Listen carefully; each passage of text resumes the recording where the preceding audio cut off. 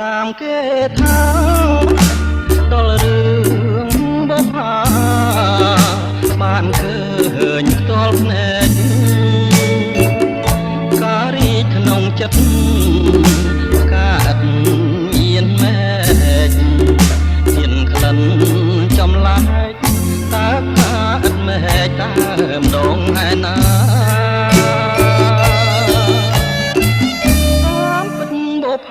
ជាឈ្មោះស្រស់ស្រីធ្វើឲ្យកវីញាប់ញ័រចិន្តាកវីអាភ័ព្វជាប់ចិត្តប្រាថ្នាហ៊ានយកសង្ខារស្ដេចឲ្យមរណាដូរស្នេហ៍នឹងស្រីទូសួរអូនបូផាសូមពើ